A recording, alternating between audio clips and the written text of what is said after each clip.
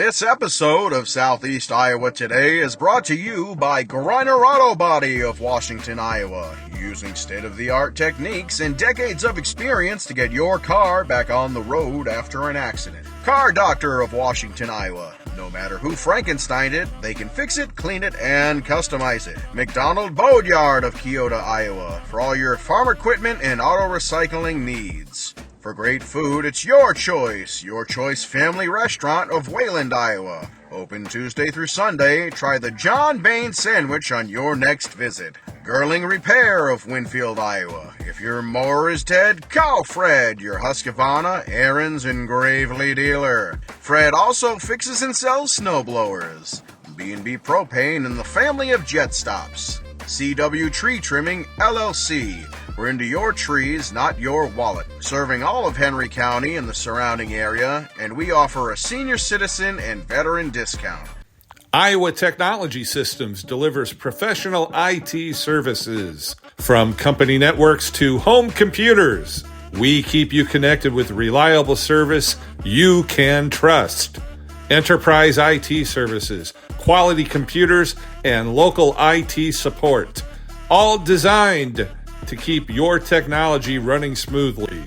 Visit www.iowatechsys.com to see how our services can help you. They all present the award-winning Southeast Iowa Today. Here's the author of Christie's Journey, The Beat Goes On, and your host, John Bain. Thank you, announcer Cody Roy of NewEnglandDukes.com for your golden pipes and wonderful introduction. It's Monday, January 12th, 2026, and I'm back at Mount Pleasant High School in Mount Pleasant, Iowa for the Mount Pleasant Community School District Board of Education meeting. Try to say that 3 times fast, folks. Here's some of what is on the agenda, and I'll have the complete agenda listed in the description of this episode. So here we go. It'll be a call to order, roll call, approval of agenda, was good tonight, student spotlight, citizen comments, there were none. Mount Pleasant trap shooting, very interesting, that trap shooting program. John Kloffenstein spoke on that, so it's coming up. Stay tuned. All right, I have 6 o'clock. I'm going to call this meeting to order. Jessica, roll call. Lent. Here. Williamson. Here. Schrader. Here. Overberg. Here. Hampton. Here. Maher. Here. Hurd. Here. Any changes to the agenda? No changes to the agenda. Motion to approve agenda. So moved. Second. Second. Roll call. Lent. Yes. Williamson. Yes. Schrader. Yes. Overberg. Yes. Hampton. Yes. Maher. Yes. Hurd. Yes. All right, first up we have our student spotlight. The yummy treats at the front is a foreshadowing of what's to come. All right, come on up, guys.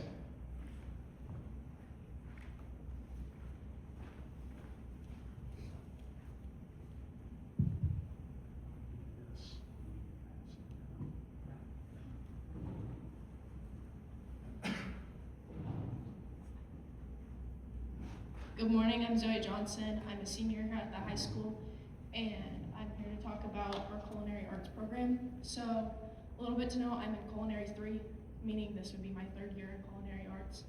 I have grown up with a passion of cooking and baking and doing everything.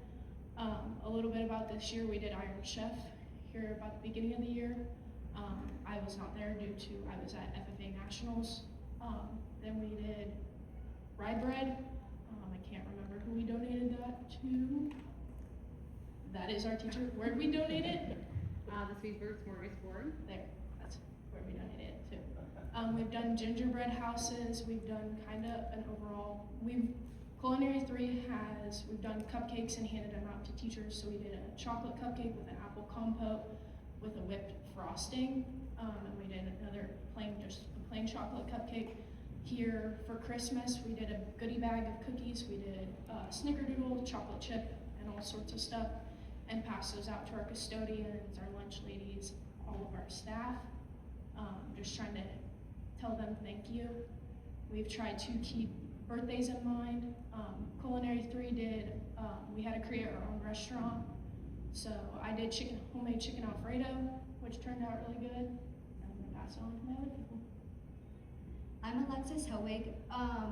I helped out at the PO club, and we helped serve food to all those wonderful ladies. We learned how to plate the food and pick up the dishes afterwards. They were very wonderful people.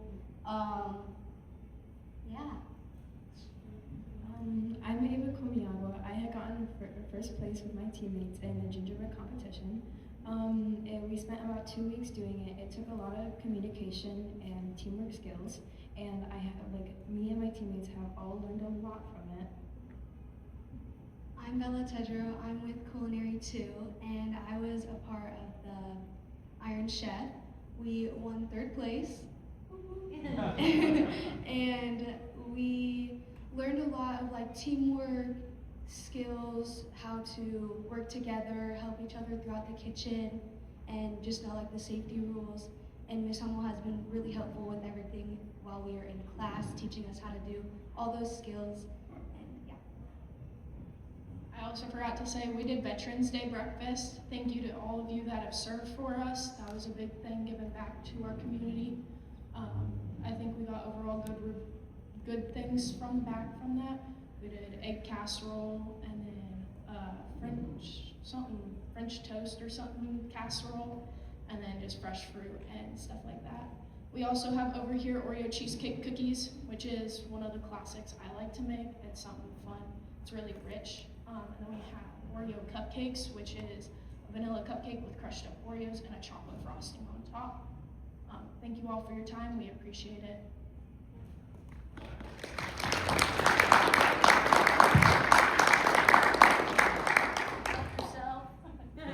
All right. Guys, thank you.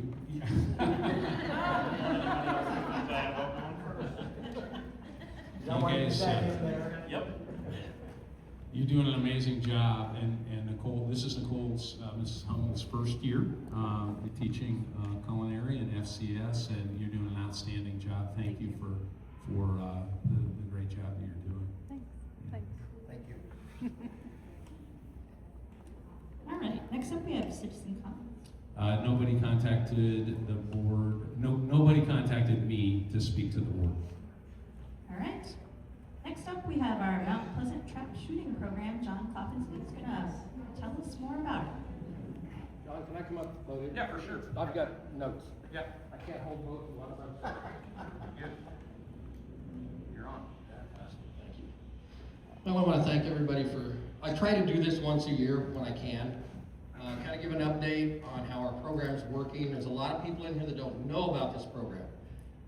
I'm John Klopfenstein. I'm head coach for the Mount Pleasant Panther trap team. This is my 16th year doing this. I am one of the founding members of this. I have no vested interest. My kids are all grown and gone. I'm 65 years old, so that tells you how dedicated I am to this program. To kind of give you an idea, when we started this program, Mike Vins and I did in 2010. I had a son that was in high school. He wanted something to do. He wasn't a basketball player, wasn't a football player, but he wanted to belong. That was part of it. The Scholastic Clay Target program is grade-based. I require a C average with no Fs for semester. I get my lists to the school system, and hopefully if there's any young person that happens to be having problems academically that's on our team, I try to help them. We've had 2 of the kids that have had problems off and on in past years with turning homework in. So I made them bring their homework to practice. I made sure they got it to whoever they needed to. I had one young person having problems with math. I said, I'll contact somebody and we'll get you some tutoring if we have to. I will help you with this. My goal is to make sure these young people graduate from high school. I have 2 success stories since we started this program. I have one young person that was the first person in his entire family to graduate from high school because of the program. I have another one that lost his father, his support mechanism, when he was a sophomore. He would have dropped out without the program. So those are my 2 major success stories that I have with this program. Like I said, I asked for a C average with no Fs for semester. I'm not asking the world out of these people. but these people want to belong. My seniors, when it was agreed upon, my seniors and stuff, they can letter in this sport. And that has helped out considerably with them, with goals, okay? When we started this, the only 2 teams in Southeast Iowa were Fort Madison and us. We had to go and basically shoot twice in Fort Madison and shoot twice up in Fairfield, where our home place was at that time period. Then we would go to state. State consisted of a 2-day deal. It had 800 kids involved at that time period. So anyway, it has grown. Last year, we had 33 young people in our program, and this has grown to the point where it is a 5-day deal for our championship in Cedar Falls every year. And it goes from 4th graders to 12th graders. People ask me, how does this team work? I have 4th graders and I have 12th graders, and we're all on one team. I have girls and boys, we're all on one team. The basic competition that they have is in their age category, the scores that they have between them and that trap house. That's it. We have older students help younger students if they're having issues. So it's a team effort all the way around. We are all volunteers. We don't get paid for this. So I want to make that perfectly clear. We are self-sufficient. We ask the school system for nothing. The school has been very kind to let us start this as a club program, and that's worked out the best for us all the way around. We've been offered school buses and everything else, and I said no, no thank you. Thomas still uses school buses, and when you go to some of these meets, you'll see school buses from all over Iowa. Right now, as of today, these are statistics, there's 118 teams across Iowa. There's over 20 colleges and universities across Iowa that has this program. We have 2 people that are right now at William Penn on shooting scholarships because of this program.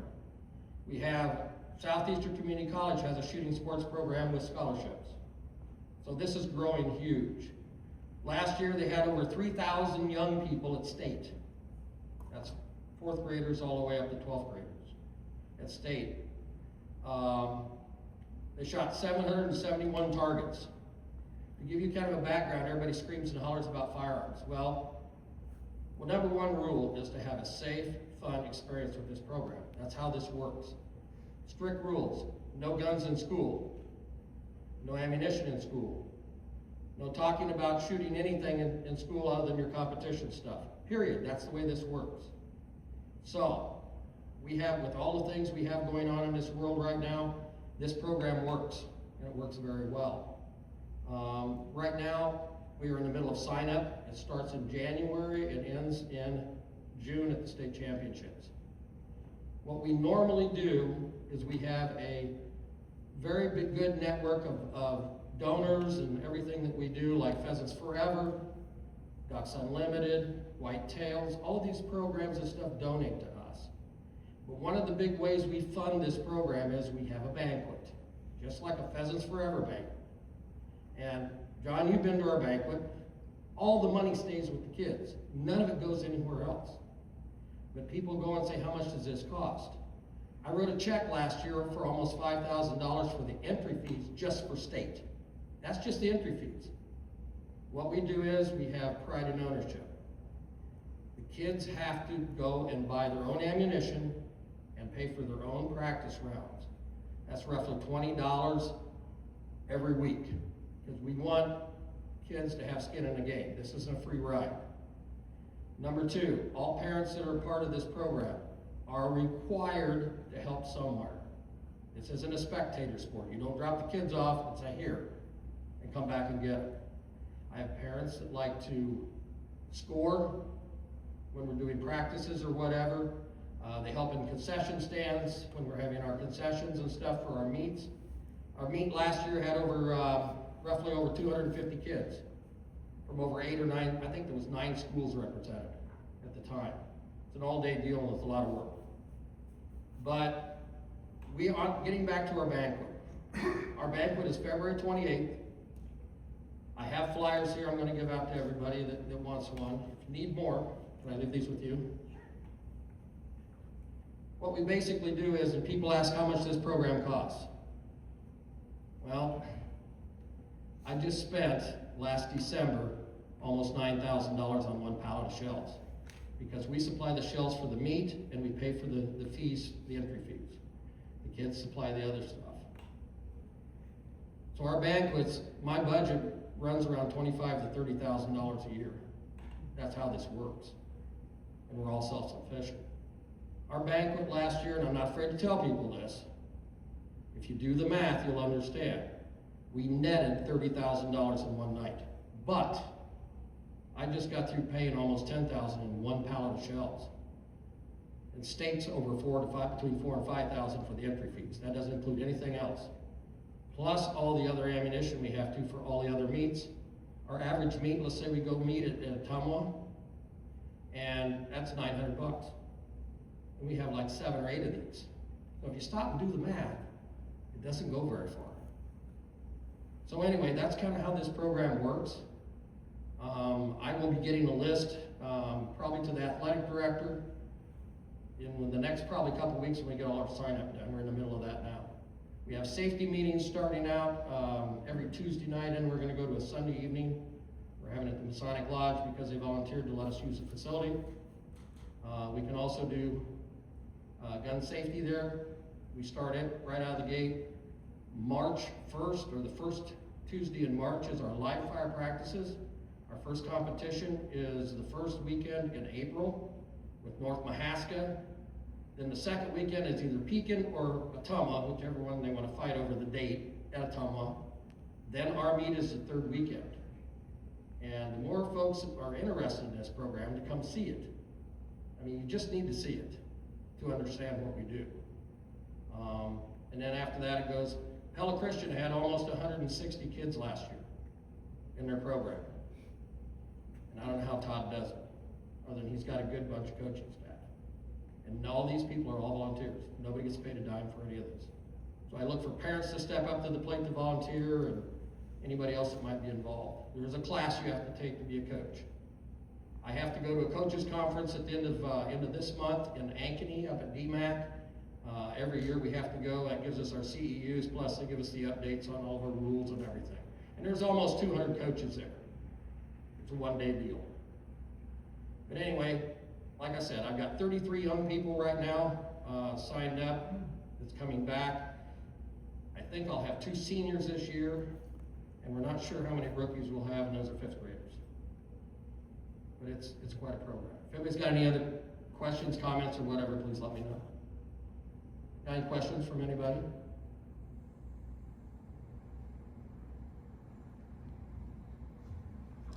Thank you. Thank you, John. I appreciate it.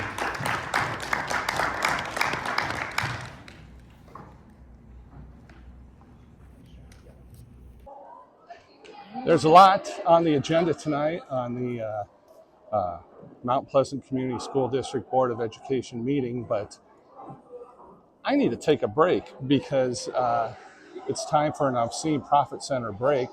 But before I do this, I got to show you what Craig Hurd gave me tonight before the meeting. His wife, Laura, brought it, and it says, "Thanks for podcast excellence." And, well, I got to take a little bite of this because it would be wrong to show it and not let you folks know just how good it is.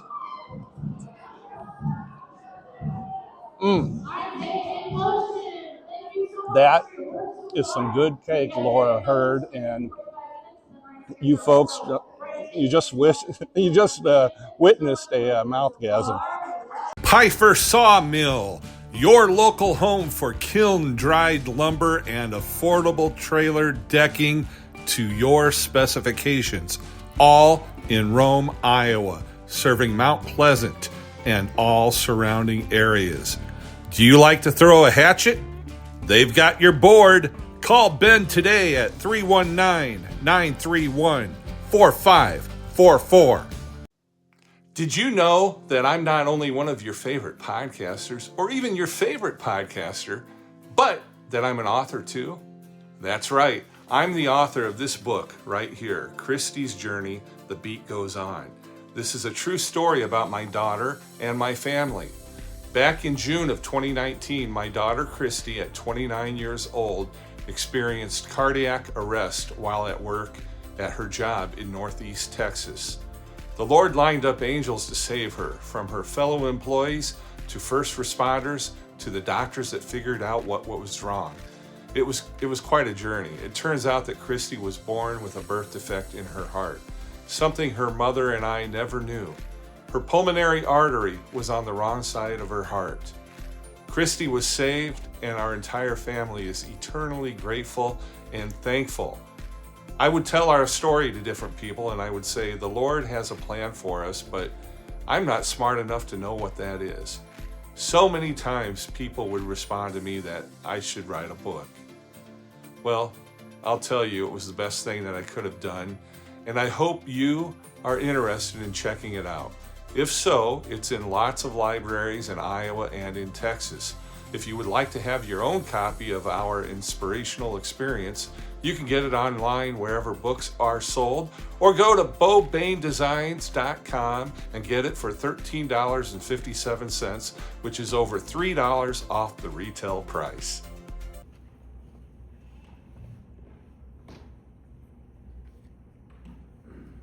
First up, we are going to make a new practice of making sure that we're reviewing our district goals, so we can stay grounded in what our focus is and what we're trying to achieve. So, Yep, those are board members. The district goals for 25-26 are in your packet. Just talking it to Board President Glint, we felt like this, again, as she mentioned, would be a good idea each time we meet for the month to review our district goals. We have 5 goals. One is regarding graduation rate. By the end of the 25-26 school year, we will raise our 4-year graduation rate to 95%. Our current baseline is 80.3 on Iowa School Performance Profiles. Goal number 2, by the end of 25-26 school year, 90% or more of our students will be in attendance 90% or more of the school year, or of the grading period. It's by semester, 90%. So chronic absenteeism percentage will be 10% or lower. Current baseline from Iowa School Performance Profiles is 11.2 of our students were chronically absent district-wide in 24-25. Goal number 3, academics. By the end of 25-26 school year, 80% of all Mount Pleasant students will be proficient in math and English language arts. That's as tested on Iowa testing. Current baseline is 69% in ELA and math. We do have, we're prepping now, getting ready for in 6 weeks or so when we're going to take the Iowa assessments. Goal number 4 for learning for social emotional behavior health by the end of 25-26. The percentage of students identified as at risk in the SABRS screener will decrease by 10% compared to the baseline in the fall of 2025. And then finally, goal number 5 in professional practice by the end of 25-26, 95% of collaborative teams, teacher collaborative teams, will rate themselves as tight for collective commitment number 1, which is collaboration, educators working collaboratively rather than in isolation and taking collective responsibility for student learning. Our current baseline is 65%, and that was from spring 2025 surveys. So those are our 5 goals that we are working on. We revisit these in our district leadership team. We take a current look at where we're at, and then the steps for progress on the district leadership team. all right. Next up, we have approval of minutes, claims, and financials. Jesse.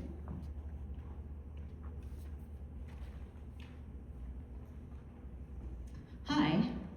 So as you can see, this spreadsheet up here, it goes all the way back to July because we had the Infinite Campus issue that is now sorted out. I am happy to report, and the balances in every fund have been updated. It most definitely only really affected general with student registrations, student activity with the purchase of yearbooks, and then nutrition when folks would go on to Infinite Campus to pay for afternoon milk or put lunch money in their students' account.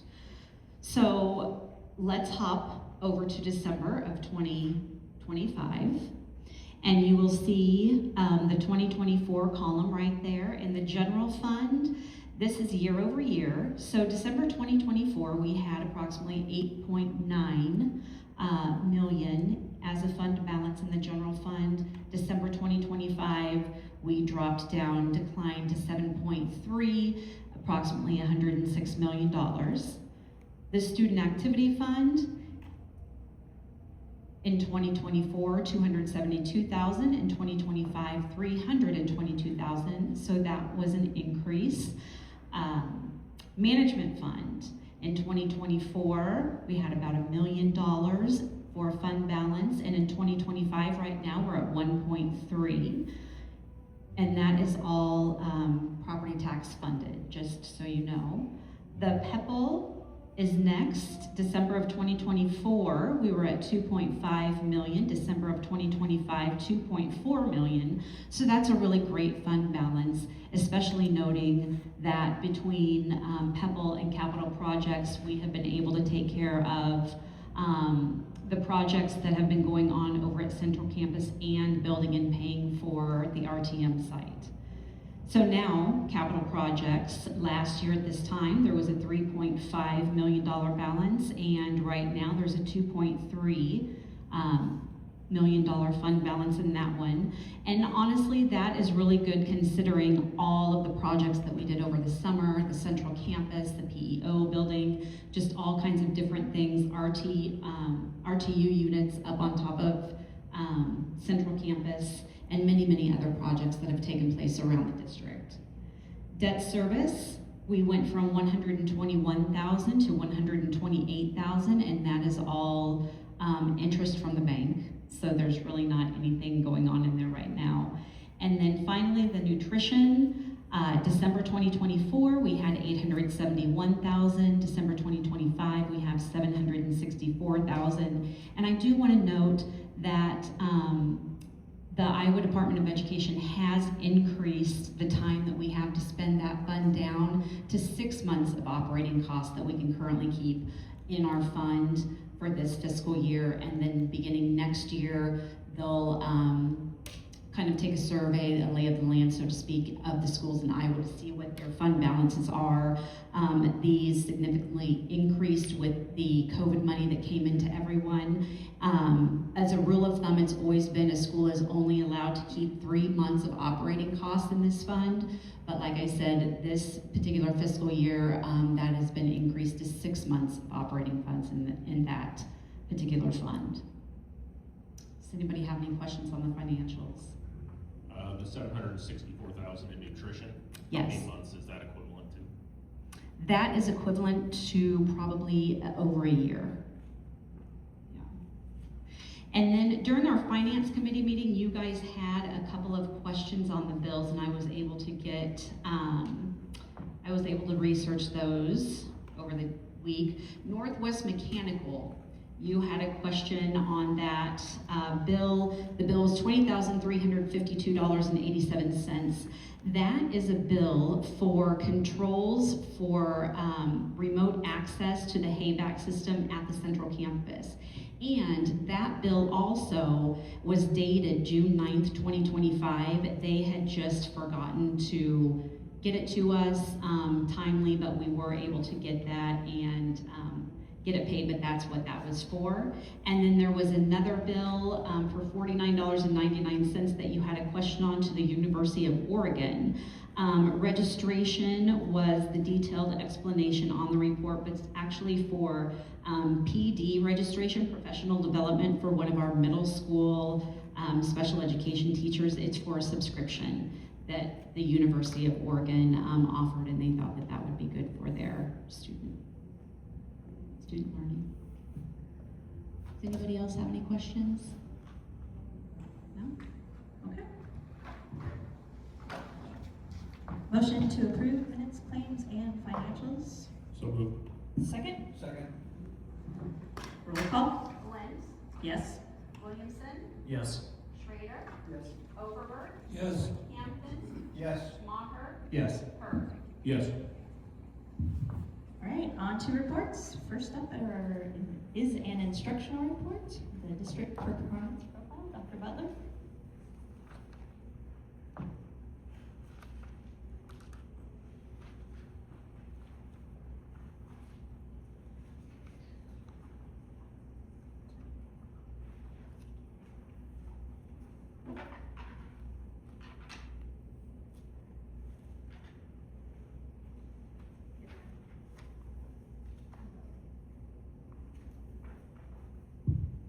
Hello, Angie Butler, Director of Instruction.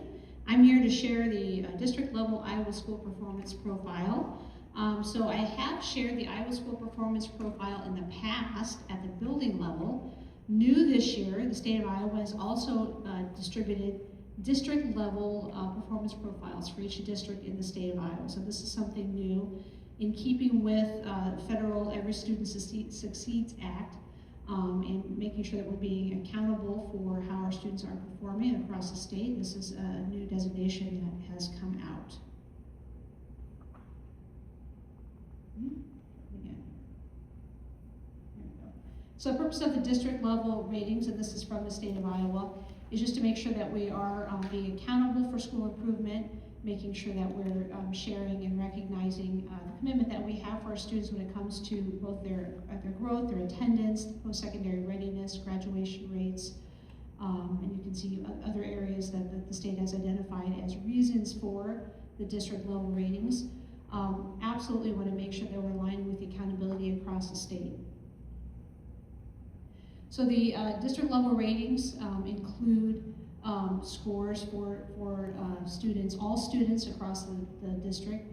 It also breaks it down based on race and ethnicity, students with disabilities, students that are eligible for free and reduced lunch, and our English language learners. So something that's a bit different about these scores, we did have Iowa School Performance Profile data for each building. This score doesn't take those building level scores and combine them or average them. It actually takes all of our students and looks at our entire district as if it were one building and rescores it. So it is the same scoring mechanism, the same methodology to score it. It scores our entire population as if it were one building. So using that information, the state has identified, and this is for the entire state, the state has identified all the districts across the state as in one of the different categories. So the categories offered are, starting at the bottom, either priority, needs improvement, acceptable, commendable, high performing, or exceptional. So those are the options for categories. There are 329 districts in the state of Iowa, and you can see the designations right there. So there are 8 at priority, 30 at needs improvement, 100 at acceptable, 108 at commendable, 81 at high performing, and only 2 districts at exceptional. So that's how they're distributed across the state of Iowa. Okay? And if you were to go to the Iowa School Performance Profile, you could click on the view districts and see which districts are at each level. Okay? Simply type in Iowa School Performance Profile, and here's how you do it. If you want to look at a specific district, you type in the district name there and go to that district. If you want to see the report I just showed you, you click on View State Report, and that'll show you that report there. Okay? Doctor? Yes. So as Dr. Butler was mentioning, if you have interest, all you got to do is Google Iowa School Performance Profile, and it'll come up. Click on it. This page will come up, and then it says search by district or school name. So you type in whatever district you want. Mount Pleasant, you can get it by district. You can get it by building then. If you go to the district profile, you scroll down, it will show all of our buildings. But if you're interested in the region, if you're interested in the state, just go to that page, type in the district, and it will it'll show you. And if you click on state report, it'll show you for the entire state. So and it's very similar to the report that you would see for the district. Okay? So this is our overall performance as a district. We are commendable. So we're very happy to see that we're commendable. What that means is we've earned 606.79 out of the 900 possible points, or 67.42% of the possible points. State average is 63.28, so we're above the state average, which is a good place to be. We're within 2.18% of being high performing. So pretty close to being high performing. I can show this again. So we're right here at commendable, 2.18% away from being high performing.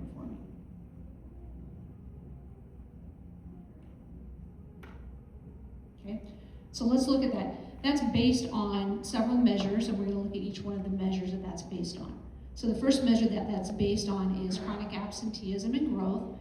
So chronic absenteeism, again, is based on the percentage of students that are at school for at least 90% or more of the day. We have percentage of students that are chronically absent of 11.2%, all students. So only 11.2% of our students are chronically absent. State average is 15.8. So the little diamond on each one of these is state average. So we're at 11.2, state average for all students is 15.8, and then we break it down by English language learners, students that are low socioeconomic status, and students with disabilities.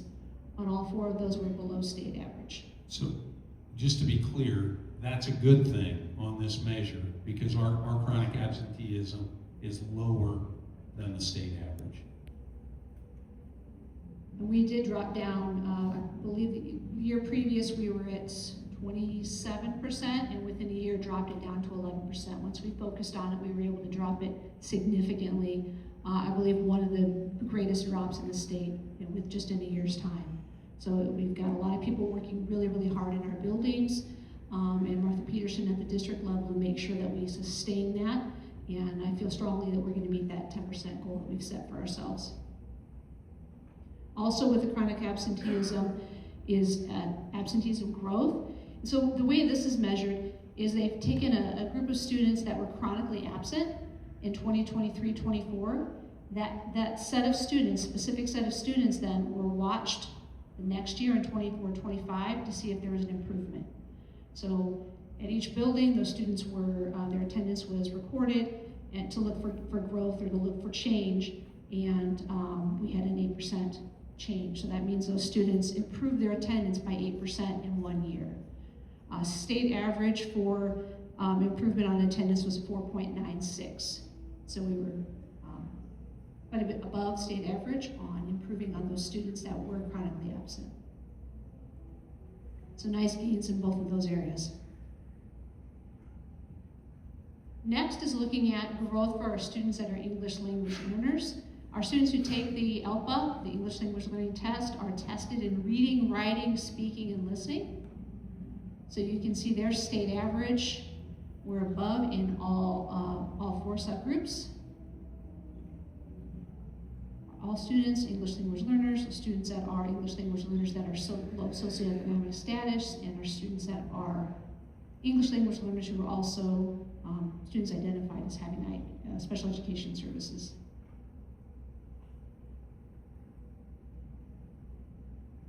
Graduation rate.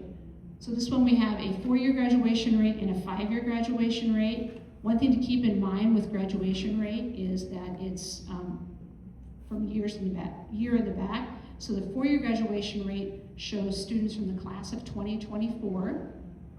So we're at 80.3% from the class of 2024. The 5-year graduation rate shows students from the class of 2023. And those are students who needed an additional year to graduate, and that's 89.87. So this is an area of focus for us. We do have a goal of reaching a 95% graduation rate. Our district leadership team has been working very hard to create some action steps at all levels to work towards this graduation rate.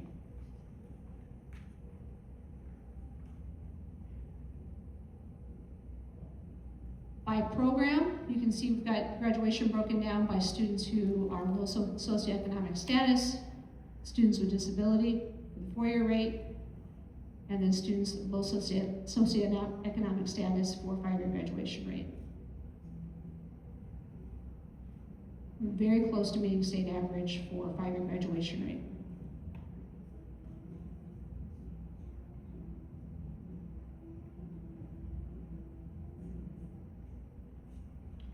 Okay, so growth. Growth gets a little confusing to look at. Growth is measured by what's called an SGP. It's a student growth percentile. And so this is something that we're going to become really familiar with, because the new ISAS scores are going to come out here this next fall, this next year, that we're going to take this spring, they're coming out in the fall, are going to come out in SGP percentile scores. So this is how the ISAS are going to be scored moving forward. What it is, it's a percentile score. So let's say it's a score between 1 and 99. If a student has a percentile score of, let's say, 85, that's saying that student is scoring higher or performing higher or better than 85% of the students that they're in the same class with. So it's a percentile score, and it's meant to help measure growth. So what they've done is they've taken percentile scores for all of our students, and they've put them in order from least to greatest, and they found the median. So when you put all of our students' percentile scores in order from least to greatest, you find the median. In the middle of it, 48 is where we're at. The average, state average, is 50. For English language learners, the median was 33. For students on free and reduced lunch, the median was 46. And for students with IEPs, the median was 36. So they're measuring growth. They're looking for our students making the growth we want them to make. So our district goal has to do with proficiency. Right. Yep. So will we get both of those numbers, or the growth will be the only number reported moving forward? We will get proficiency as well, yes. But they're looking at when parents get their scores, they'll get an SGP number, so we're going to have to do some learning around what that means. Got all kinds of slideshows from the state to dig into, so it's a new way of looking at scores for students. Okay? So here's the growth for mathematics. For all students, we were a bit above the state average, we're at 53. 49 for English language learners, 50 for students on free and reduced lunch, and right at the state average for students with disabilities.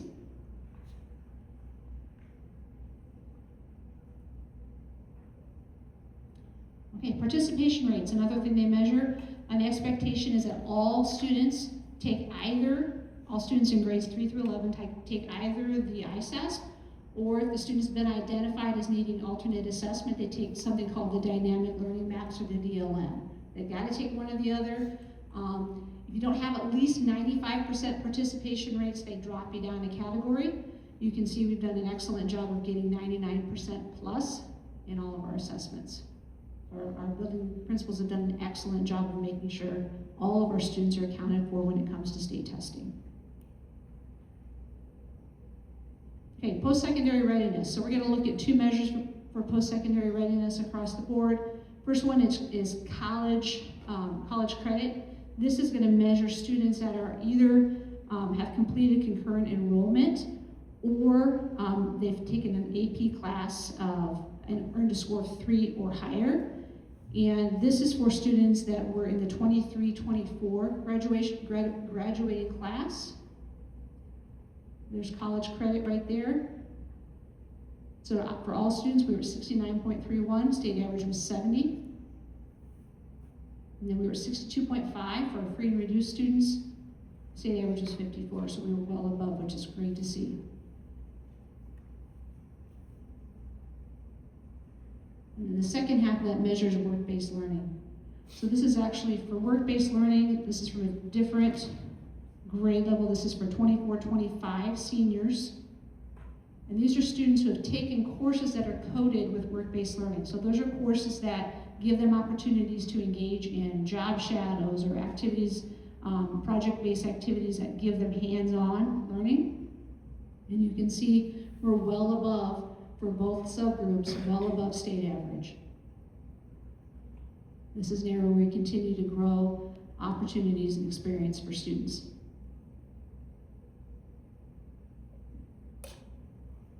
Something that we're building right now, they're called industry recognized credentials. This is something the state has, is going to start adding into this measure, actually this year, heading into next year, opportunities for students to earn certifications that are recognized out in the community. Think of like a welding certificate that would be recognized in a welding job, CPR certification, any kind of certification that's going to be recognized in the workforce. We want to make sure we're offering opportunities for students to earn those while still in school. So those are opportunities and options that we're looking for to make sure kids have as many options and opportunities to achieve as possible. So does that apply to just seniors since it's out of 123 students? It would be all the students that are able to take it. I would imagine out of that class. I'd have to explore that and find out for you where the 1.3 seems like comes a from. low number, right? If we're talking about the entire high school. Yeah. I can certainly find out where that number comes from. Okay. Maybe just seniors, because. Said class. Yeah. Go ahead. Yeah, I don't know. That's a good question. It says 24, 25 seniors, so that's probably what that's from. But I could double check the numbers for you. Okay, now we get to proficiency. So this is where we have our district goal of 80% is the expectation or the goal that we want to get to. English language arts, all students were at 68.69. State average is 73.5. So we're not quite there. And then you can see the percentages for our students, our English language learners, our students on free and reduced, and our students with IEPs. We have done some digging as a system, and we're looking at really a heavy focus on writing. Writing is an area that we need to spend some time on, and we're making moves in that direction. Math is the other half of that equation. We want to be at 80%. We're at 69.49. State average is 70.9. Our English language learners, our students on free and reduced are above state average, just, and our students with IEPs are close to state average. And then our science proficiency, we are at or above in all 4 subgroups. We had a nice gain in science this year as well. So all of those scores are taken, totaled up, and that gave us 606.79 out of the 900, or 67.42%, which gave us our commendable rating as a district. What questions do you have?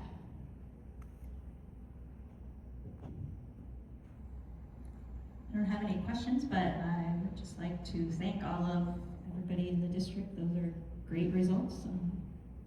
Shows effort of everybody's hard work and dedication, and super happy that our kids are achieving. Yeah, I would like to echo that. Angie, I want to say thank you to all of our teachers who are working so hard every day in the classroom to empower all of our students to achieve without limits. I want to thank our collaborative team leaders. We're a PLC district, and we have collaborative team leaders who go above and beyond. They lead those collaborative teams. They have training every month on how to lead collaborative teams. And I want to commend Dr. Butler for her work as a leader in the system and systematizing and what we do as a district, instructionally, academically. There are so many pieces, and PLCs, or collaborative teams, are a piece. Our instructional walkthroughs, our instructional rounds are a piece. The gradual release of responsibility. There's just so many important pieces. Our district leadership team, and it's a collective effort to see results like this. So thank you, Dr. Butler, for all of that. I want to show you something, and I'm going to go out on the limb here just a little bit. All district scores are run through this system, and so the percentages that you see, everybody in that sense is graded the same way.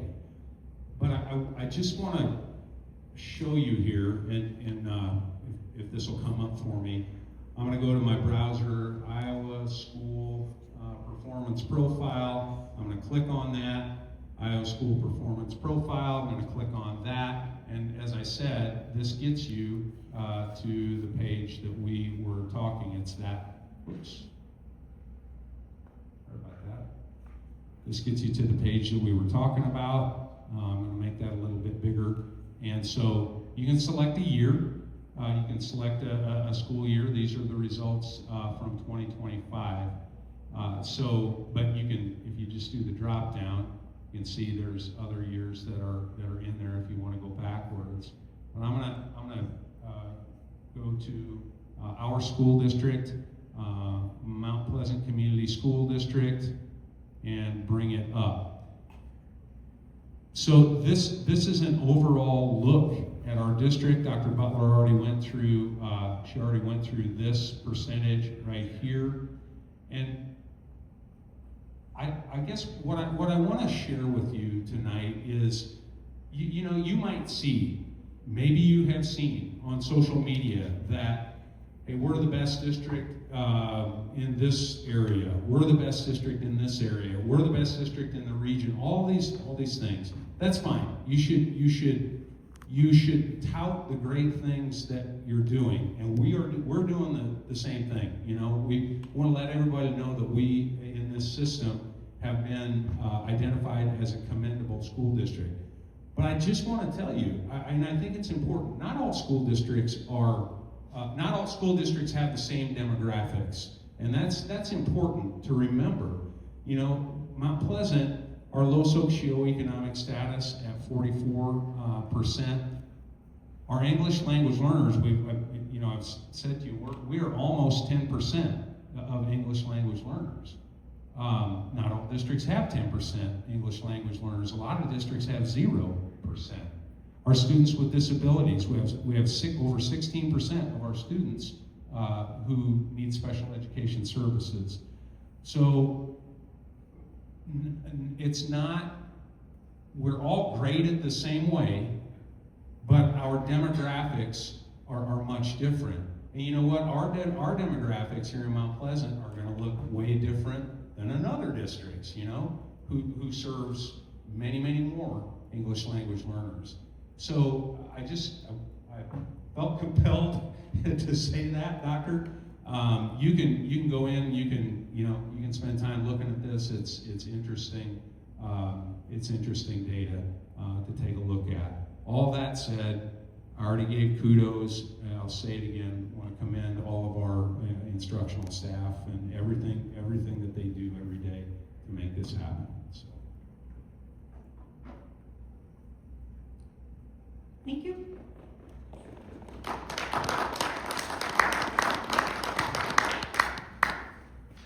We have shared it on social media, but if anybody wants to reshare it, it's a great thing to share out to the community that we did score commendable and we are making good gains. So, superintendent reports. Okay, a few things in the superintendent's report. The legislative update. We had a Great Prairie regional superintendent's meeting last week. As they get ready for the legislative session, we had Kate Walton, who lobbies for the AEAs, Dave Doughton, who lobbies for the School Administrators of Iowa, Michelle Johnson with the Iowa Association of School Boards, and Margaret Bucknan with Rural Schools of Iowa. These are just some of the things that stood out to me. Lots of leadership changes on both sides of the aisle.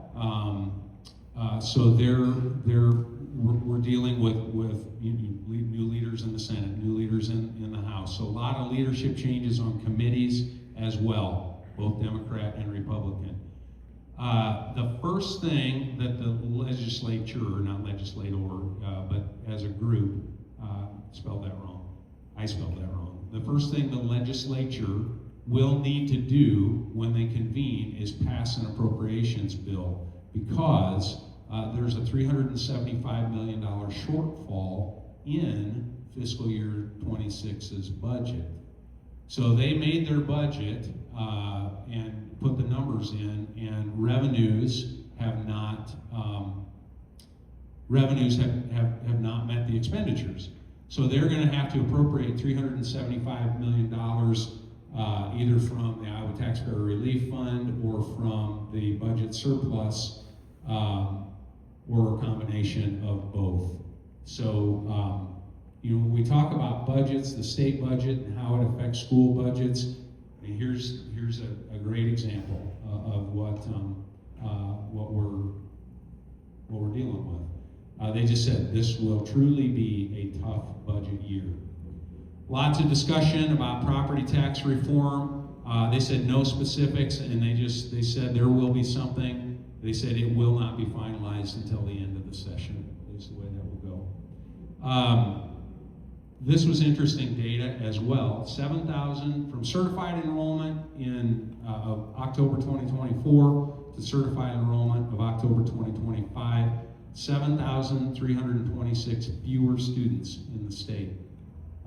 And that's... is that public school? Public schools. It's certified enrollment. Charter or private? Yes, Josh, I don't know the answer to that. I'll find that out for you. But we are serving, as a state, we're serving 7,326 fewer students across the state. I will find that out.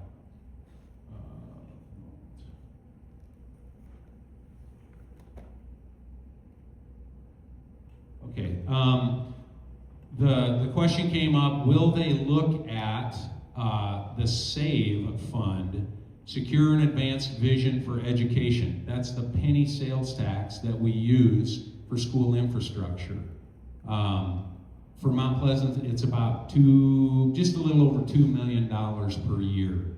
So the question was, will they look at SAVE to try and fill some holes in the budget? Right now, the original statute, the original state SAVE statute, says it's to be used only for school infrastructure and for school property tax relief. So we'll see where that goes. This is interesting. Teacher salary supplement. The teacher salary supplement that gets teacher salaries, starting teacher salaries, up to that $50,000 minimum, or if you're 12 years or more, that's $62,000 minimum. That is now based on the number of students instead of number of teachers. So that's enrollment based. It's a figure on the aid and levy that's part of your enrollment. So that has changed. Different subjects, school districts will be required to use E-Verify. I already mentioned that to you. They're just sure that that is going to happen. I mentioned to you that that's part of our process as well. They've said multiple times regarding student athletics that they're going to look at disparities in success between the privates and the publics, and what that looks like for districts that have high free and reduced lunch numbers. This was a lobbyist comment. This is just what the lobbyist said, but it caught my attention. It said this will force the athletics associations to be more proactive if they don't want to see action from the legislature on this. So we'll see where that goes. There have been some pre-filed bills already. The Department of Education has pre-filed some bills regarding education preparation for teachers. They're going to require, the bill would require an extra course on special education or for special education, and there's part of the bill that also would include a content assessment exam, which is interesting because we recently, if you guys remember, it's just been a couple of years ago, we had the Praxis exams, and it was, you know, with the teacher shortage, they went away from the praxis exam, but now they're talking about some kind of an assessment again. Talented and gifted, some state governance. There will be some state governments. This is a pre-filed bill, so whether it passes or not, but there would be some state governance on how students qualify for TAG, and there will be requirements for acceleration programs in all content areas. And then this last one was just, again, it was a comment by one of the lobbyists that education savings accounts are state policy. They're not going to go away. They made the comment that money should follow the student back to the public school if they would draw after October 1, because currently, you know, those dollars follow the students. Well, and I don't know how often this happens. I don't know that we've had it happen here, but if a student withdraws from a public school and goes, from a private school, goes back to public school, there's going to be some push saying that those monies should follow the student. And then some talk about leveling the playing field, same regulation requirements, same oversight requirements, you know, Iowa School Performance Profile, special education, it all ought to be equal if they're using state dollars to fund private education.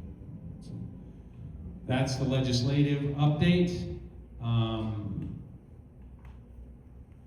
The next thing I want to talk about is the December 2025 Revenue Estimating Conference. Estimates, board members, you have this in your packet. Just real quickly, the good news on the revenues is that for fiscal year 26, they are projecting an 8.8% decrease in revenues compared to the previous year, fiscal year 2025. They had that at 9%. They redid their estimates in December. And remember, the governor has to set her budget on the December REC estimates. So 8.8%, and then I know this is a long ways out, but fiscal year 27, they are projecting a 4.2% increase in fiscal year 27 compared to fiscal year 26's estimates. So it's hard, you know. I mean, it's estimates, you know, and so but that's what the projections are. Okay, I wanted to mention high school civics assessment. The graduating class of 2027, state required now they have to pass a civics assessment to graduate, have to pass it at 60%. There's no limit to the number of times someone could take it. We were a pilot school district in giving that assessment, and we took that right. Our kids took our junior class, members of our junior class took that right before our Christmas break.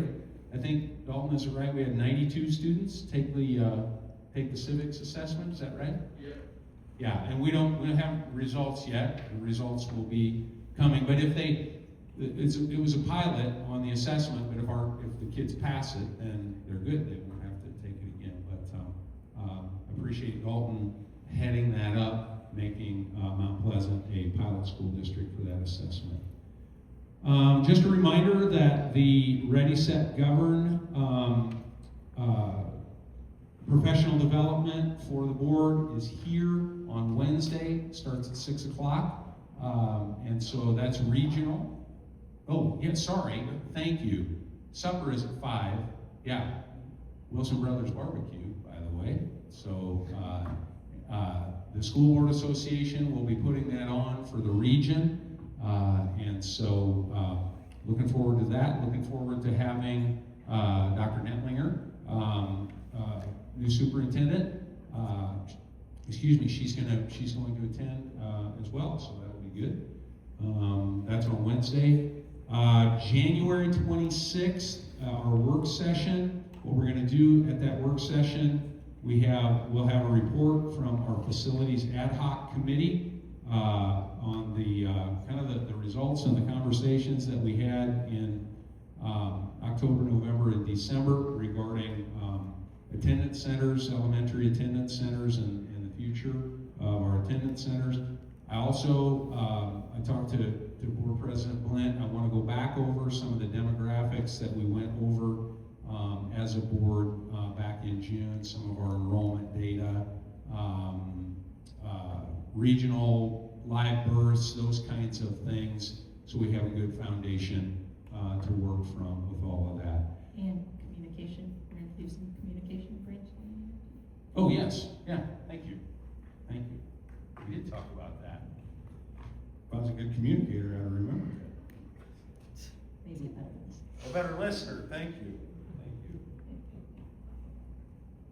I won't say whether Robin has told me that before or not. Okay. January 26th, that particular day is Day on the Hill. If people are interested in going to Day on the Hill to meet with legislators, you can let me know that. January 28th at 8:30, we're going to be, Jessica and I are going to be meeting with Tim Oswald from Piper Sandler.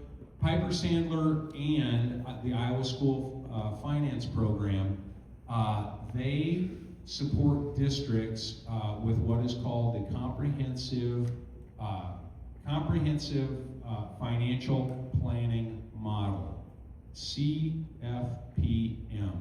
We're using them. They have worked to develop our CFPM, and Tim is going to go over that with us on the 28th of January at 8:30. If you're interested, let me know.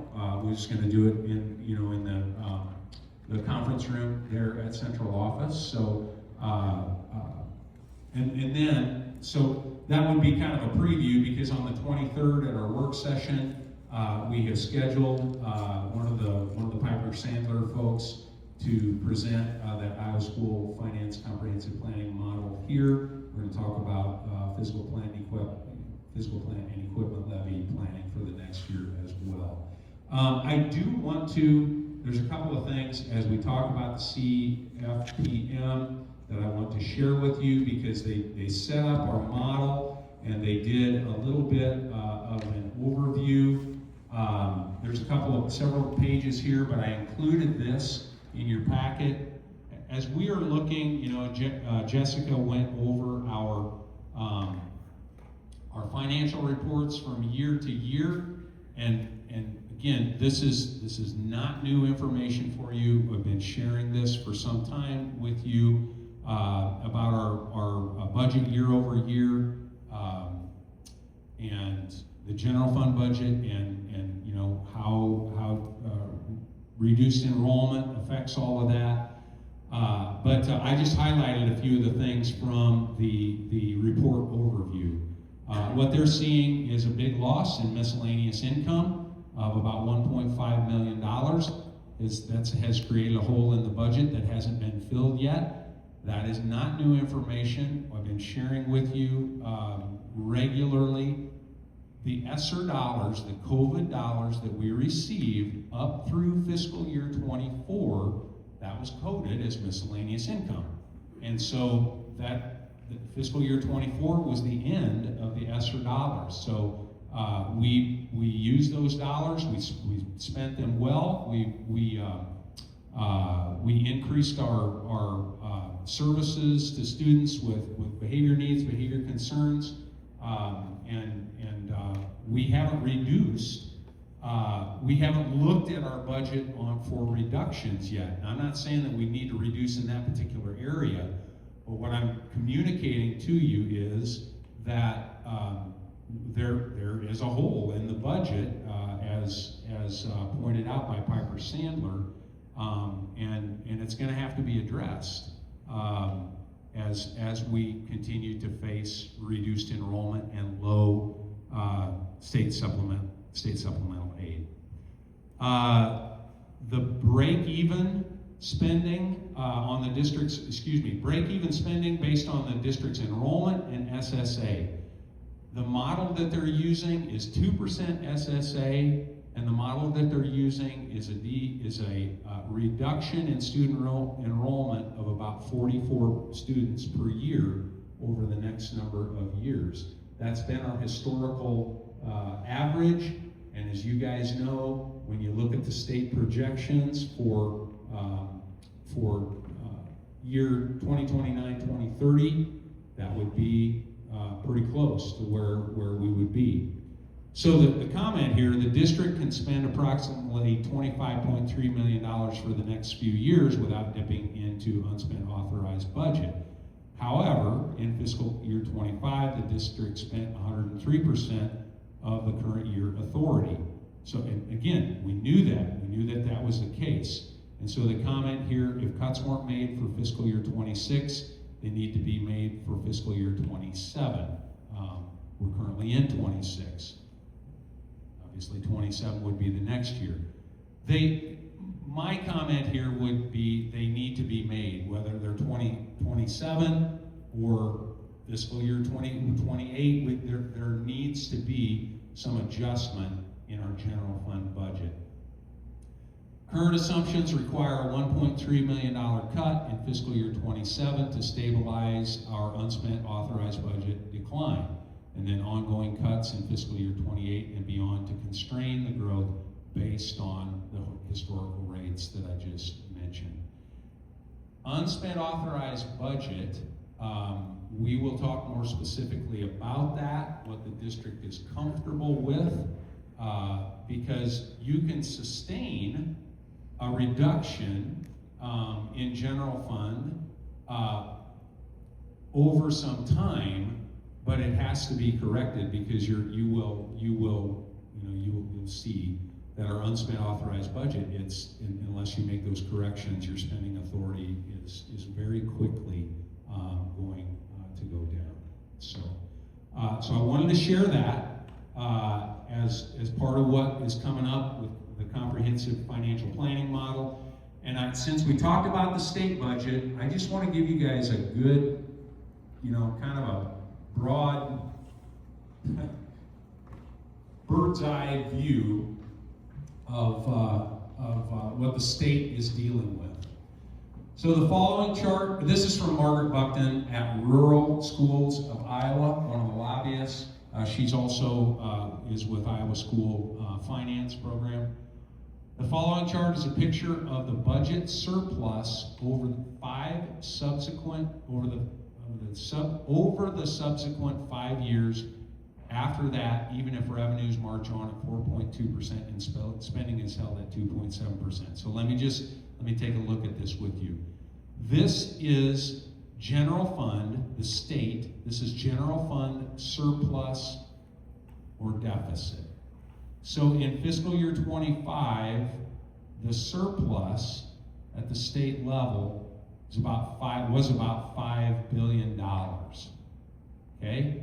And what this graph is showing is that if revenues increase at 4.2% and spending increases at 2.7%, this graph shows the effect on the budget surplus, which after 2030 is no longer a surplus, but a deficit.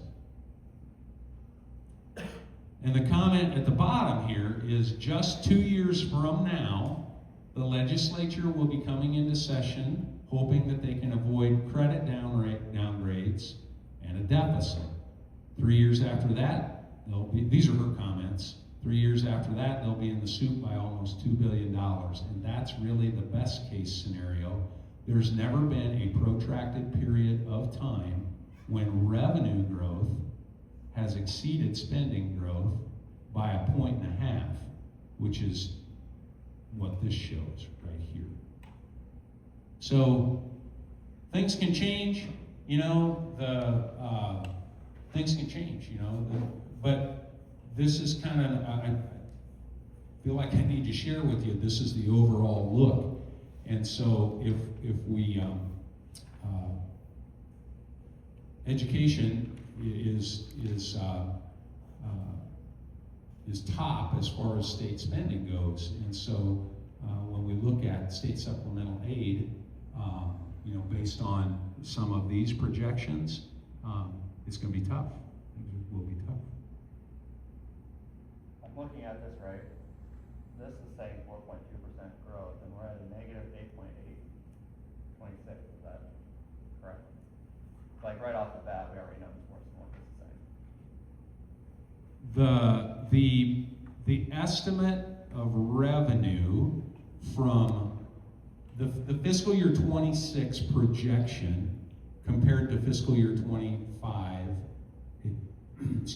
is a decrease of 8.8%.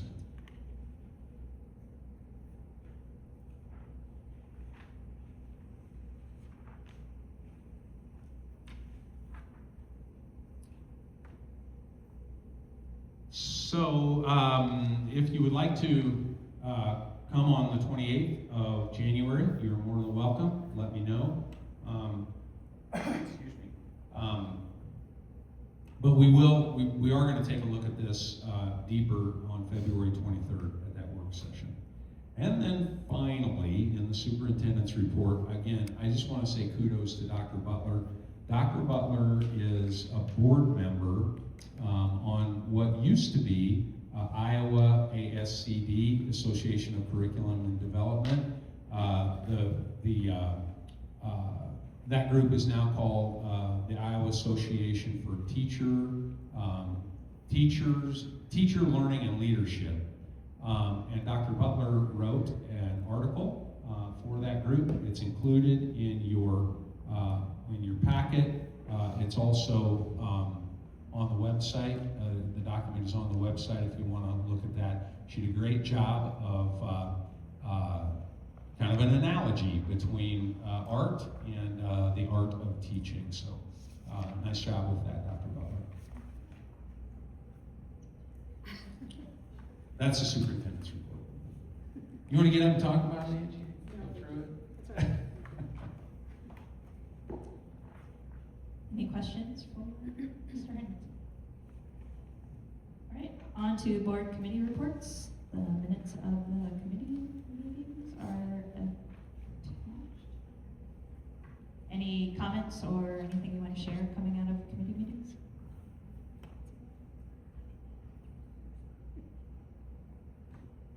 The walking track is going to be opening. Yes, in new business, we have that.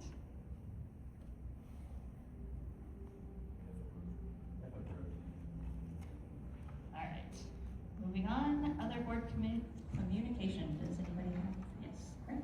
I do recommend the cookies. Nice. I'm eyeing the comments. Next, we have consent items. We have personnel and open enrollment.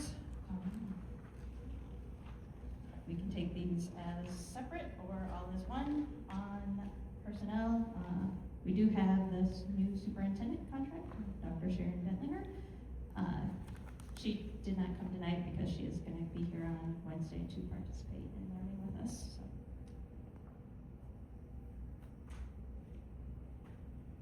I'll move to approve both. Is there a second? Second.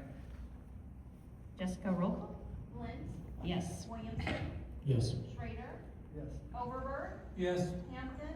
Yes. Mocker. Yes. Hurd. Yes. And next we have unfinished business. I think this is the first time that we've had unfinished business. Our unfinished business is we need to approve an official district newspaper publication that did not get completed in our organizational meeting last month. Yeah, so we talked about this at the organizational meeting. We also talked about this at our committee meeting last week. These are the requirements for an official publication under Chapter 618 of the Iowa Code. And so you're aware of what those are.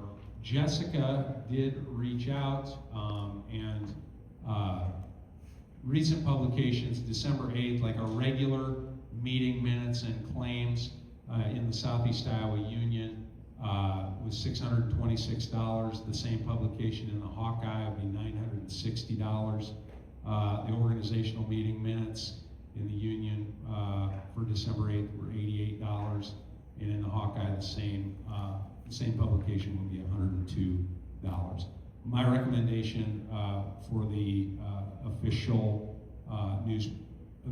publication newspaper for the board would be the Southeast Iowa Union. Thank you for looking into this. I'll move to approve the Southeast Iowa Union. Is there a second? Second. Jessica, roll call. Flint. Yes. Williamson. Yes. Schrader. Overberg. Yes. Hampton. Yes. Maher. Yes. Hurd. Yes. On to new business. First, we have consideration to approve fiscal year 27 at-risk and dropout prevention plan. Okay, so this, and again, thank you for, I had to be going on Friday from the Finance Committee meeting, and I know that this was gone over at the Finance Committee meeting. The district is required by the state to have an at-risk and potential dropout plan. The plan includes our processes and timelines for preschool through 5th grade.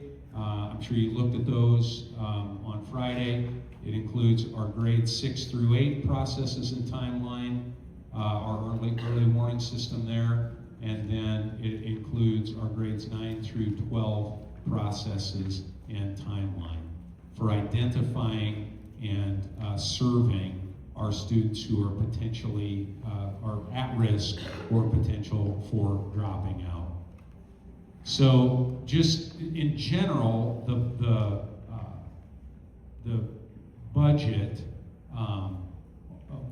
where we use our at-risk and dropout prevention funds, because those at-risk and dropout prevention funds are a per pupil amount that you receive based on your enrollment. There's also modified allowable growth that you can receive based on a formula, a state formula. Our funds generally, our IJAG program, our school resource officer, our high school ACE room, our social worker program costs, our Wisdom Quest costs, those generally use up the amount that we receive for our at-risk funds. So the next agenda item is to approve the modified allowable growth that we could receive for that. But I'm asking you for this agenda item to approve the fiscal year 27 at-risk dropout prevention plan. Any questions about the plan? Otherwise, then motion to approve. Were there any changes from the previous year? You know, so this, Aaron, this is and this is a good thing. This is the first time that the state has required of districts we want your plan. We want to see your plan. We were operating, as a system like this, but the good thing about it is it forces us to put it down, talk about it, think about it in a plan form. So that's a good thing. So in that sense, there is no changes, but we did have communication as a team at each level on how we are serving our kids who are at risk and potential dropouts.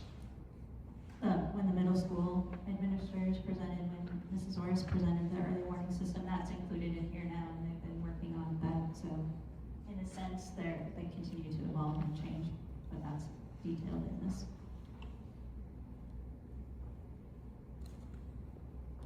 Any other questions? Motion to approve? So moved. Second? Second. Jessica, roll call? Flint. Yes. Williamson. Yes. Schrader. Overberg. Yes. Hampton. Yes. Maher. Yes. Hurd. Yes.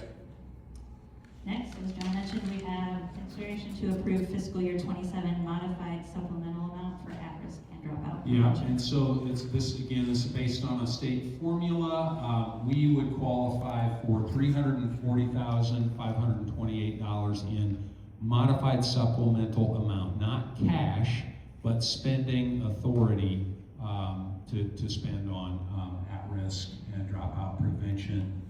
We definitely want to get the spending authority whenever we can get it. I would recommend that you approve. Questions or a motion to approve? I'll move to approve. Second. Jessica, roll call? Lynn, Yes. Williamson, Yes. Schrader, Overberg. Yes. Hampton. Yes. Maher, Yes. Bird. Yes. Next, we have consideration to approve the first reading of School Board Policy 500 series, which focuses on students and is lengthy.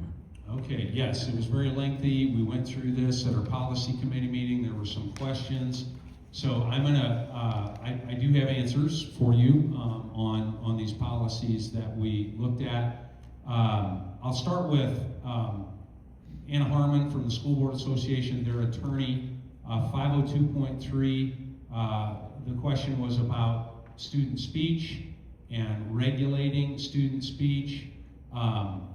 And just as she said here, a common example of school-sponsored speech. Well, let me tell you this first of all before what she did emphasize to me was that, remember, John, these policies belong to the district. The policies are vetted by the attorneys at the School Board Association. We have sample policies, but they really belong to the district. So whatever we do to them within the parameters of mandatory policy is up to us. So that's where she started. Anyway, a common example of school-sponsored speech is graduation speeches. Districts often review these speeches before students present them, and that was some of our conversation around school-sponsored speech. Would be the same thing with publications as well, a district newspaper, those kinds of things. So that was her response on that. The search and seizure regulation that talked about, I think it said based on sex. I could pull it up, but for 502.8, this language is taken directly from Iowa Law 808A.2. For instance, many districts, when they do a student search, may take into consideration whether a student would be more or less comfortable being searched by a member of the same or opposite sex. She's mentioned that there's extensive case law on that as well. So those were the language and intent things that she responded with. I will also, 501.07, student transfers out or withdrawals. I will go to that so you can see how I did change that language. So the student or the parent, when a student withdraws or transfers, return of district property, including textbooks, library books, locker equipment, technology devices, etc., is how I changed that language. Policy 502.8E, the search and seizure checklist. Let's see here. No, that's not the one that I want. I did put there's a signature line in it, in the, let me do this. If I look at it this way, right there. That's what I wanted to point out to you. There is now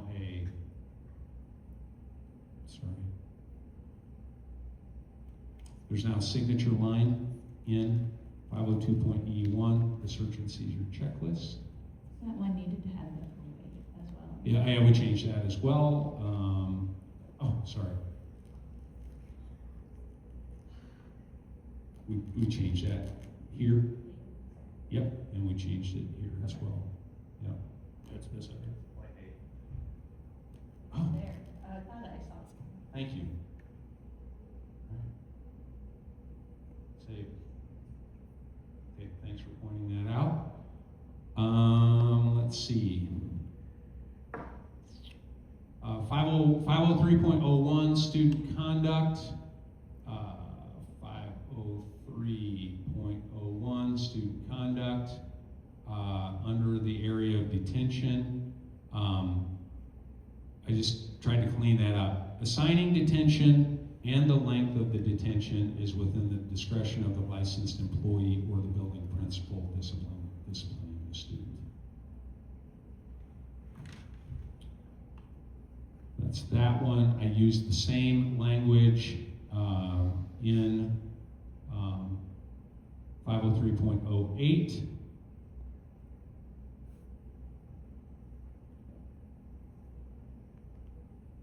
Same language there.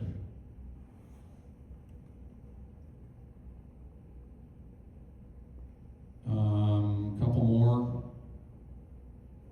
504.06 student activity program. The language there was a little bit confusing. So what I did was this.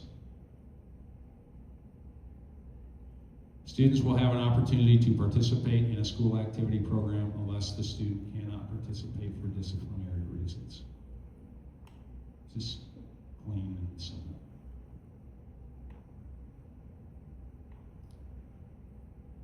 Uh, 506.01 R1, education records access.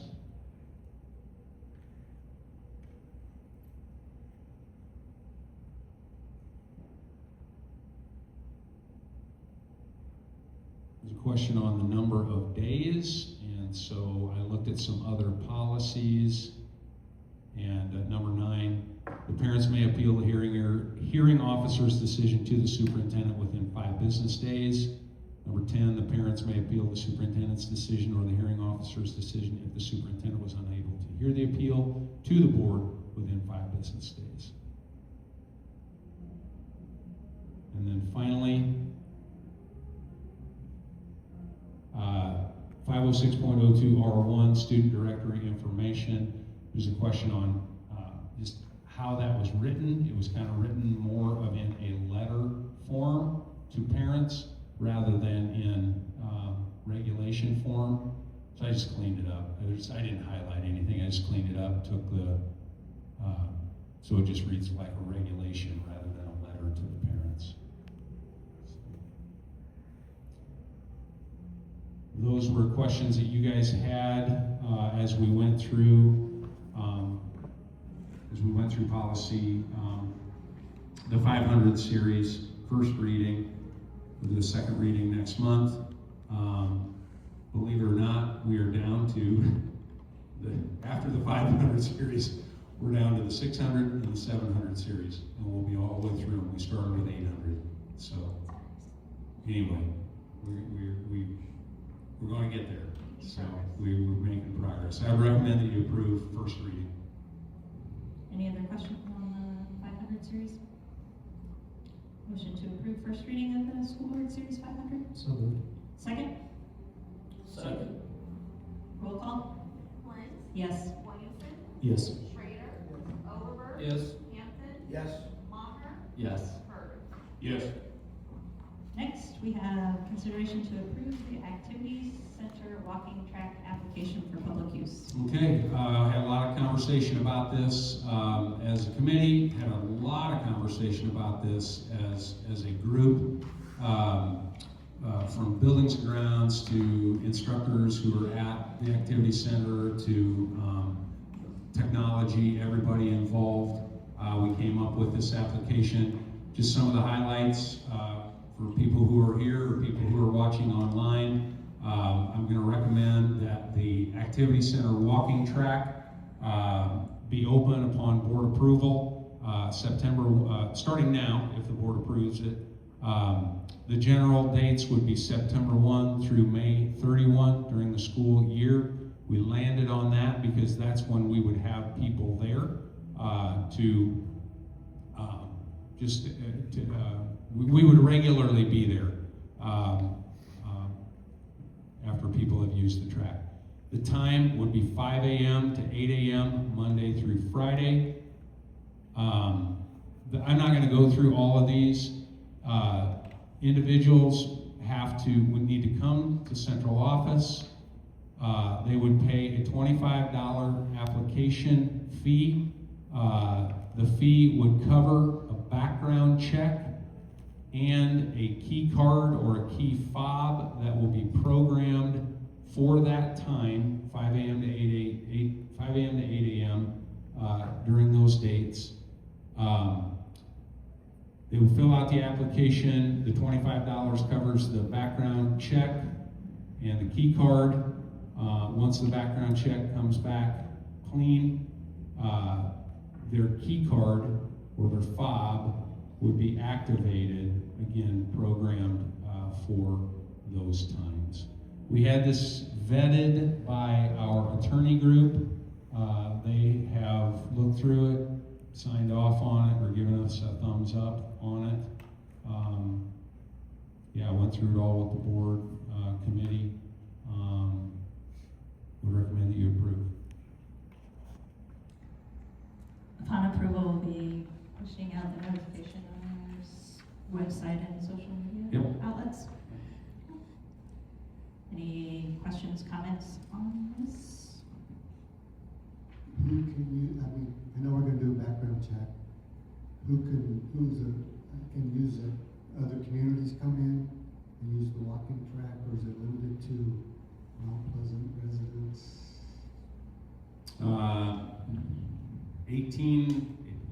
The way our application reads is 18 years of age or older. So if a person works in Mount Pleasant and is in town, those times are wants to use it, and they come to the central office and fill out, they're not eligible. I know there was some conversation about wear and tear. Is that something we're gonna consider, or is it? You mean wear and tear of the track? Were you talking, Kevin, about the direction of walking? Yeah, I will follow up with Chad Binghouse about that. We can certainly, and I just haven't yet. We can certainly, again, as Mike had mentioned, if it's Monday, Wednesday, Friday this way, Tuesday, Thursday, the other way, we can certainly get signage. Chad is getting all of that signage ready to go up. So, but this is something. I'll just tell you, I probably had as many questions about this as anything, and so been trying to, we've tried to listen to our community and take everything into consideration and open this up as an opportunity for the walkers in our community. Any competition with the rec center? We were, when Iowa Western was open, we had people that used the rec center and people that used Iowa Western.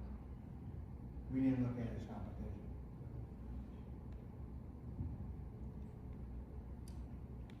Any other questions? Is it a running track or is it a walking track, or can we walk and run at the same time? I've never seen anybody walk and run at the same time. No, sorry. It's a great question. I mean, we've assumed that it's a walking track. I'm sure there are things that we'll have to deal with, as they come up. I don't know, Mike. You're as familiar with anybody. As familiar as anybody as when it was being used when Wesleyan was. We had walkers, we had joggers, we had sprinters, we had people that sprint straight away, jog the curve, while people were walking. I'm sorry to interrupt you, but we had every assortment that you can imagine. I just didn't want to run over John while he was walking. I would like to see that. Yeah, I'll be sprinting the straightaways. We'll be broadcasting that live. Anything else? Motion to approve? So moved. Second. Jessica, roll call? Lentz? Yes. Williamson? Yes. Schrader? Overberg? Yes. Hampton? Yes. Maher? Yes. Bird? Yes.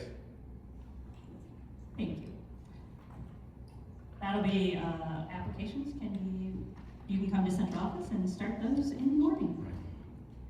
Next, we have consideration to approve Central Campus property insurance renewal. Okay, our insurance renewal for Central Campus, you've got that in your packet. And I'm going to go to that because I think I made a few more notes on it and yours. No? Okay, maybe.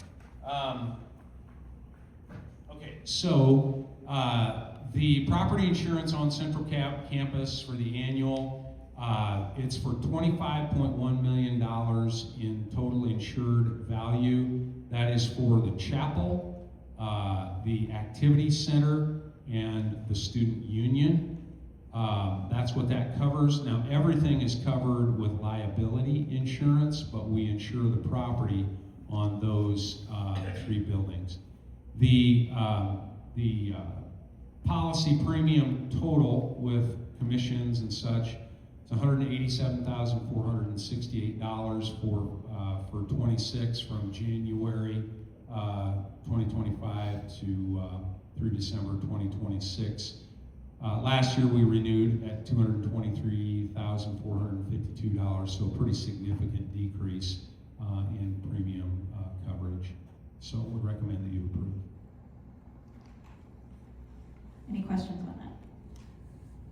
Is the agent commission 10% on top of the 187,000, or is that included? Let me go back to that, Craig. It is included in the total. I thought I had that on there. Sorry, I have another page on this. The agent commission at 10% would be part of the 187,468. Is that correct? That's the total. Yeah, that is the total. As my conversations with our local agent, the 187,468 is the total.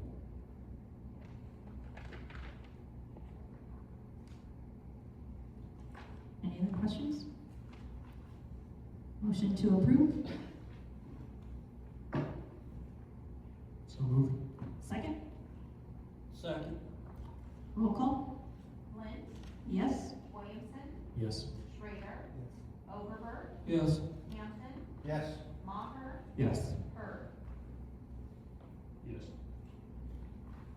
Just a reminder on that as well, property insurance premiums are a management fund expense. They're not a general fund expense, so that will be expensed out of the management fund. I should have mentioned that to you. Next, we have consideration to approve high school FFA fundraisers. So February 2026, they'll be doing Ag Week here at the high school with FFA. They have several fundraisers in Ag Week. It's always a great week, a lot of fun. They have a hat day on Monday, $1 to wear a hat. You would definitely be invited to the faculty breakfast on Tuesday. Drive a tractor on Wednesday. If you want to drive your tractor, I'm sure they'll let you do that as well. Thursday is the pancake supper. That's a free will donation.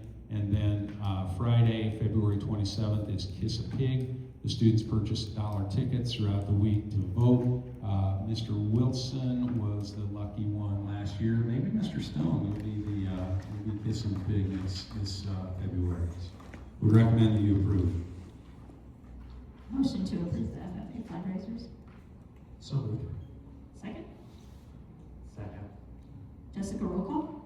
Lynn, Yes. Williamson, Yes. Schrader, Overberg, Yes. Hampton, Yes. Maher, Yes. Hurd. Yes.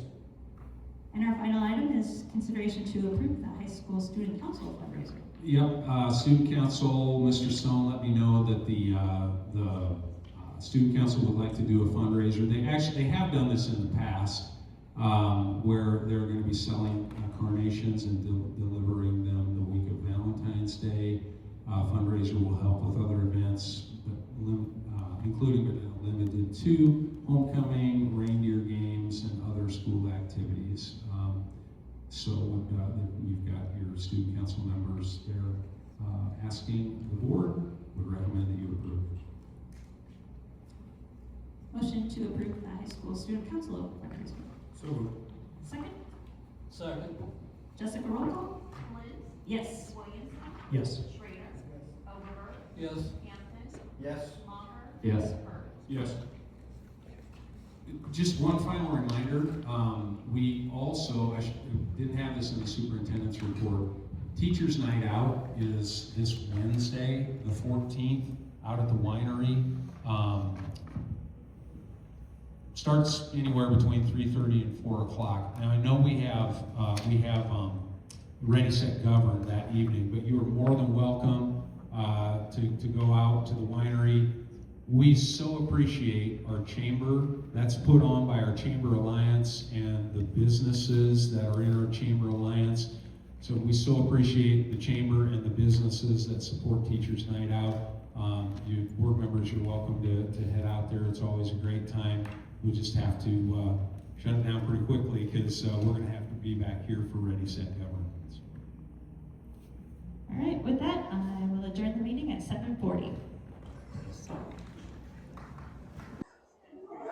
As you saw, a lot going on in Mount Pleasant. Thanks for watching, and thanks to my sponsors, Griner Auto Body, Car Doctor, McDonald Boneyard, Your Choice Family Restaurant, Girling Repair, B&B Propane, and the family of Jet Stops, CW Tree Trimming LLC, and Iowa Technology Systems.